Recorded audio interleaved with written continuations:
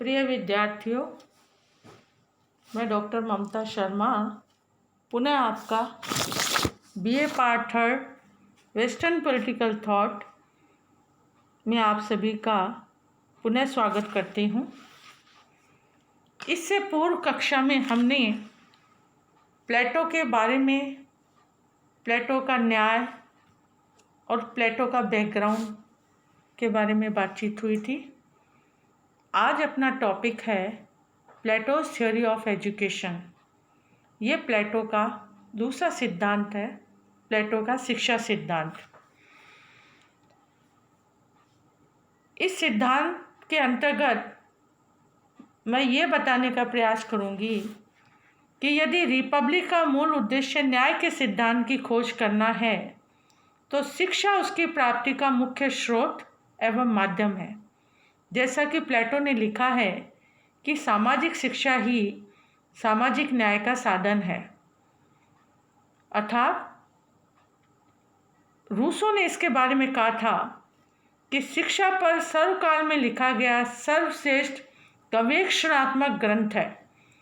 उसके इस कथन का आधार यह है कि अपने राजनीतिक चिंतन में प्लेटो ने शिक्षा को अत्यंत महत्वपूर्ण स्थान प्रदान किया है। प्लेटो की मान्यता थी कि किसी भी श्रेष्ठ राजनीतिक जीवन के निर्माण के लिए श्रेष्ठ शिक्षा प्रणाली का होना अत्यंत आवश्यक है। आज के इस व्याख्यान में हम प्लेटो की शिक्षा पद्धति पर आने से पूर्व शिक्षा की पृष्ठभूमि क्या रही है, कहने का अभिप्राय यह है कि प्लेटो के समय में जो शिक्षा प्रणाली थी उससे पहले भी दो प्रकार की शिक्षा प्रणाली थी और प्लेटो ने अपने शिक्षा सिद्धांत को बताने से पूर्व उस समय की प्रचलित दो प्रकार की शिक्षा पद्धतियों के बारे में बताया। पहली एथेंस की शिक्षा प्रणाली, दूसरी स्पार्टा की शिक्षा पद्धति। सबसे पहले हम एथेंस की शिक्षा प्रणाली के बारे में बताएंगे। एथेंस की शिक्षा प्रणाली यूनानी नगर राज्य एथेंस में शिक्षा व्यक्तिगत हाथों में होती थी। वहाँ नागरिकों की शिक्षा का प्रबंध राज्य नहीं करता था। शिक्षा देना परिवार का निजी कार्य समझा जाता था। इस शिक्षा प्रणाली के अंतर्गत 3 प्रकार की शिक्षाएं थी। नंबर 1 प्राथमिक प्राइमरी, नंबर 2 सेकेंडरी माध्यमिक, नंबर 3 सैनिक टेरिटरी। एथेंस के बालक को 6 वर्ष से 14 वर्ष की उम्र तक प्राथमिक शिक्षा मिल सकती थी। इस शिक्षा के अंतर्गत बालक की साहित्यिक, व्यायाम संबंधी और संगीत की शिक्षा इसके अंतर्गत दी जाती थी। साहित्यिक शिक्षा के अंतर्गत ही बालक की नैतिक तथा धार्मिक शिक्षा का समावेश भी हो जाता था। 14 से 18 वर्ष तक की व्यक्ति को माध्यमिक शिक्षा मिल सकती थी। यह शिक्षा बहुत महंगी होती थी, अतः धनिक वर्ग के कुछ लोग ही इसका लाभ उठा सकते थे। सर्वसाधारण वर्ग इससे वंचित ही रहता था। इसके पश्चात माध्यमिक शिक्षा का प्रमुख उद्देश्य व्यक्ति के राजनीतिक जीवन का प्रशिक्षण देना होता था और शिक्षा का अंतिम जो सोपान है वह नागरिकों को 18 से 20 वर्ष की उम्र तक सैनिक शिक्षा दी जाती थी। कहने का अभिप्राय यह है, एथेंस की इस व्यक्तिगत शिक्षा प्रणाली में अनेक दोष थे जिसको कि प्लेटो ने बताया। प्लेटो का यह मानना था कि एथेंस की शिक्षा जहाँ एक और युवक का समुचित मानसिक और शारीरिक विकास करती थी, वहीं इसका दूसरा बड़ा दोष ये था कि शिक्षा देना राज्य का नहीं बल्कि परिवार का कर्तव्य माना जाता था। इस आधार पर प्लेटो ने एथेंस की शिक्षा प्रणाली को स्वीकार नहीं किया। तत्पश्चात प्लेटो ने स्पार्टा की शिक्षा प्रणाली के बारे में बताया। यूनान में दूसरी शिक्षा पद्धति स्पार्टा की थी। इसने भी प्लेटो पर प्रबल प्रभाव डाला। इसके अंतर्गत शिक्षा देना व्यक्ति का नहीं बल्कि राज्य का अधिकार होता था और राज्य के द्वारा ही इसके अंतर्गत शिक्षा दी जाती थी। जब प्लेटो ने अपनी रिपब्लिक लिखी तब स्पार्टा अपने राजनीतिक उत्कर्ष और प्रसिद्धि के शिखर पर था और इसका उस पर प्रभाव पड़ना स्वाभाविक था।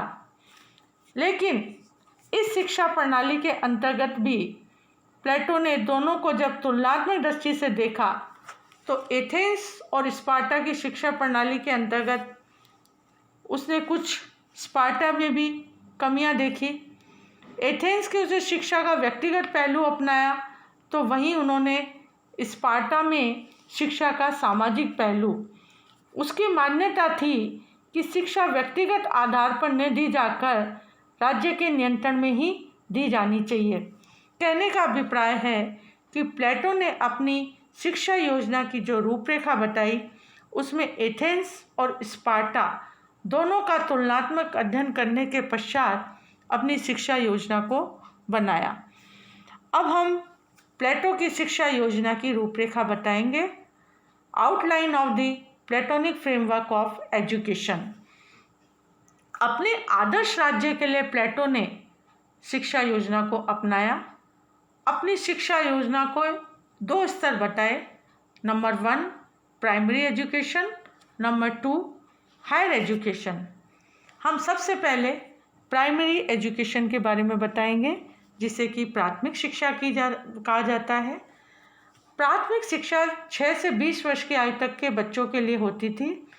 इस शिक्षा का प्रमुख उद्देश्य नागरिकों में सामाजिकता का विकास करना है। यह मुख्य रूप से भावनाओं द्वारा चरित्र निर्माण की शिक्षा है। इस शिक्षा के माध्यम से नागरिकों में शौर्य अर्थात स्पिरिट के गुण का विकास करना है जो देश की आवश्यकताओं के तथा सैनिक के कार्य के अनुरूप हो। इसका उद्देश्य ऐसे नागरिकों का वर्ग तैयार करना है जो सैनिक कार्यों के दायित्व को भली भांति पूर्ण कर सके। अपनी प्राथमिक शिक्षा के द्वारा प्लेटो शारीरिक तथा मानसिक दृष्टि से सबल सैनिक वर्ग के नागरिकों का निर्माण करना चाहता था। अतः पाठ्यक्रम के शिक्षा के अंतर्गत अर्थात प्राथमिक शिक्षा के अंतर्गत उसने व्यायाम और संगीत को शामिल किया। प्लेटो ने कहा है शरीर के लिए व्यायाम और आत्मा के लिए संगीत आवश्यक है।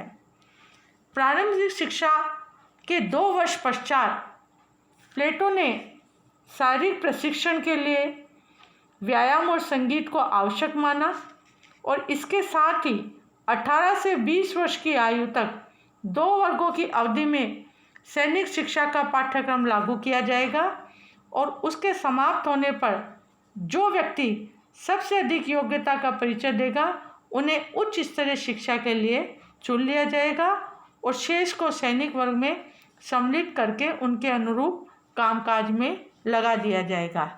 यह प्लेटो की प्राइमरी एजुकेशन थी।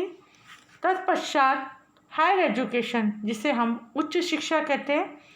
प्लेटो की उच्च शिक्षा के 2 स्तर हैं, 20 से 30 वर्ष तक का शिक्षण और 30 से 35 वर्ष तक का शिक्षण। उस शिक्षा के प्रथम स्तर पर प्लेटो ने विज्ञान और तर्क के अध्ययन पर अधिक बल दिया। विज्ञान तथा तर्क के आधार पर सत्यान्वेषण करना ही उच्च स्तरीय शिक्षा का लक्ष्य है। जिन सत्यों का व्यक्ति ने प्राथमिक शिक्षा काल में भावनात्मक तथा कलात्मक रूप से कला के माध्यम से वर्णन किया उन्हीं का सानिध्य अब उस तर्क तथा विज्ञान द्वारा प्राप्त करना था। इसके अंतर्गत प्लेटो ने 30 वर्ष की आयु में उच्च शिक्षा पाने वाले शिक्षकों में पुनः एक अन्य चुनाव एवं परीक्षा होती है। इसमें योग्य समझे जाने वाले व्यक्ति को पूर्ण संरक्षक अर्थात दार्शनिक शासक बनने की बात कही थी। इसके पश्चात 5 वर्ष तक अर्थात 30 वर्ष से 35 वर्ष की आयु तक प्लेटो ने उच्चतर शिक्षा की व्यवस्था की।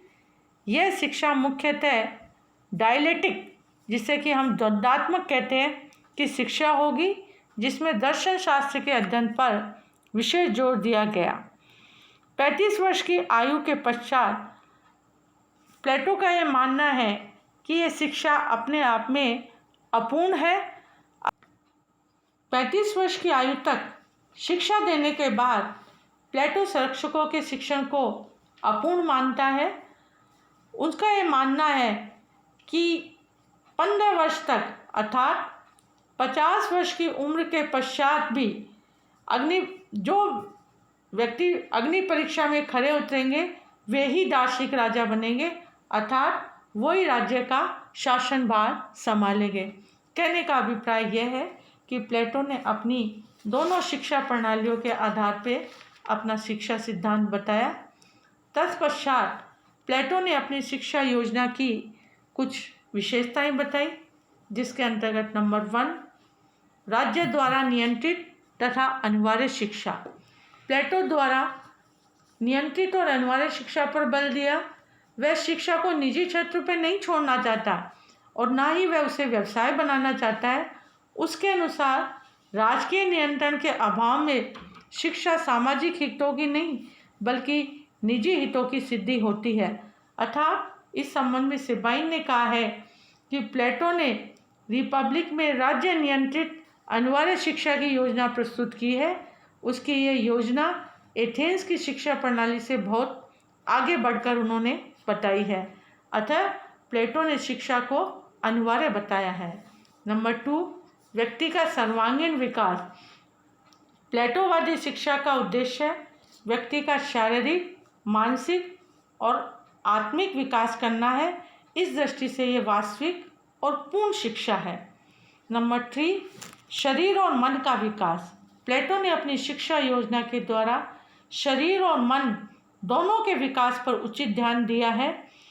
शरीर के विकास के लिए व्यायाम और मन के विकास के लिए उन्होंने संगीत की शिक्षा को अपने पाठ्यक्रम में शामिल किया है। नंबर 5, पाठ्यक्रम में नैतिक मापदंडों को उचित स्थान।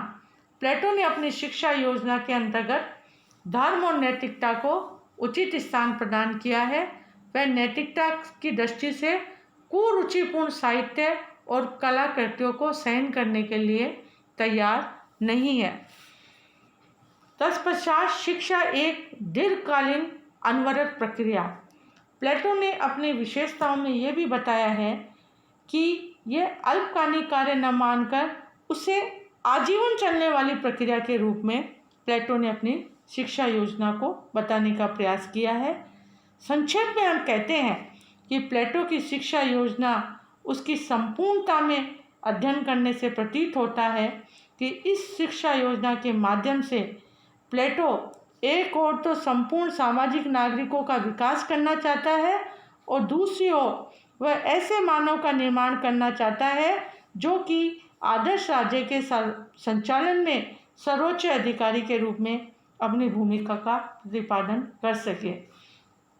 प्लेटो की शिक्षा योजना की इन विशेषताओं के पश्चात भी क्रिटिक्स ने प्लेटो की शिक्षा योजना में कुछ कमियां देखी और इन्हीं कमियों के आधार पर उन्होंने प्लेटो की आलोचना के निम्न आधार बताए। नंबर 1, अप्रजातांत्रिक तथा एकांगी। प्लेटो की शिक्षा योजना को अप्रजातांत्रिक तथा एकांगी माना गया है। उनका मानना है कि राज्य के समस्त नागरिकों से इसका कोई संबंध नहीं है। राज्य के अत्यंत ही छोटे जन समुदाय को प्लेटो ने इस बात का सौभाग्य दिया है कि वे ज्ञान के प्रकाश से अपनी आत्मा को आलोकित कर सके तथा नागरिकता एवं सामाजिकता को समुचित रूप से प्रशिक्षण प्राप्त कर सके। अतः राज्य का अत्यंत विशाल जन समुदाय जो कि उत्पादक वर्ग है, इसको पूर्ण रूप से उन्होंने इससे वंचित कर दिया। इस आधार पर प्लेटो की शिक्षा व्यवस्था केवल अभिजात वर्ग के लिए ही है, संपूर्ण मानव के लिए नहीं थी। नंबर 2, साहित्य की उपेक्षा। प्लेटो ने अपनी शिक्षा योजना में साहित्य को बहुत कम और गणित को बहुत अधिक महत्व प्रदान किया है, जिसे उचित नहीं कहा जा सकता। चूँकि साहित्य जीवन का दर्पण है और मानव की कोमल भावनाओं को विकसित कर उसके दृष्टिकोण को व्यापक बनाता है। इस दृष्टि से गणित तथा दर्शन के साथ कला तथा साहित्य को भी शिक्षा पर समान रूप से बल दिया जाना चाहिए था। नंबर 3, कला और साहित्य पर अनुचित नियंत्रण। प्लेटो की शिक्षा योजना में कला और साहित्य के विकास की दृष्टि से यह शिक्षा पद्धति अन्यायपूर्ण है, क्योंकि इसके अंतर्गत कवि और कलाकार को राज्य के नियंत्रण में जकड़ने का प्रयास किया है।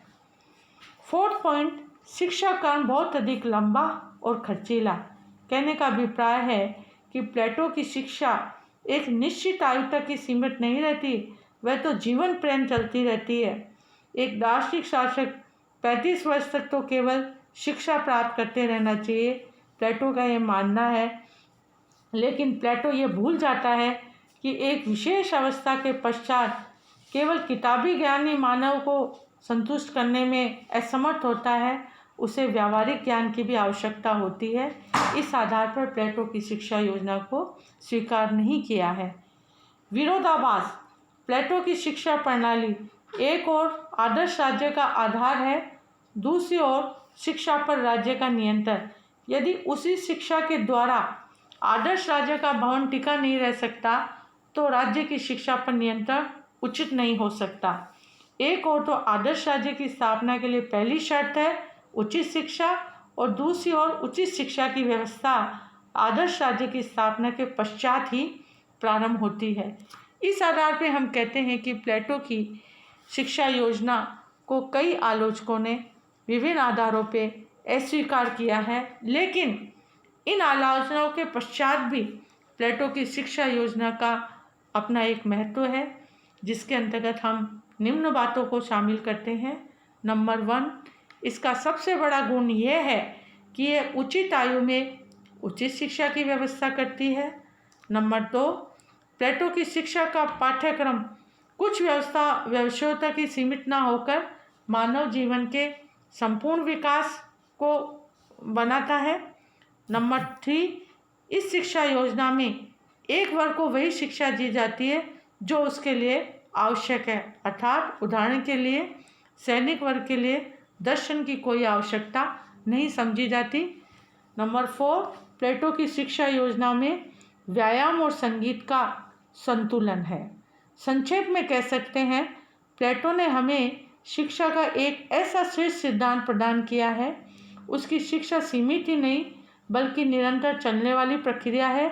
सिर्फ मानसिक ही नहीं बल्कि शारीरिक भी, संकीर्ण नहीं, और इससे व्यक्ति का सर्वांगीण विकास होता है। इस आधार पर हमने देखा कि प्लेटो की शिक्षा योजना आज के समय और तत्कालीन समय को ध्यान में रख के व्यक्ति के शारीरिक मानसिक विकास के लिए एक उचित शिक्षा व्यवस्था है।